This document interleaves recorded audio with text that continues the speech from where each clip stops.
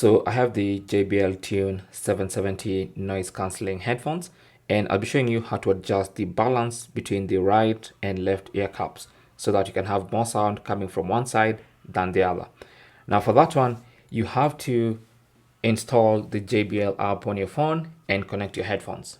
Now, if you don't know how to do that, then I'll leave a link down in the description showing you exactly how to do that.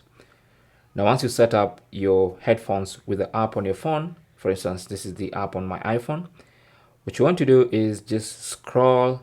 First of all, open the JBL Tune 770 NC, noise cancelling, and then scroll on that page and you should see left and right sound balance. Okay.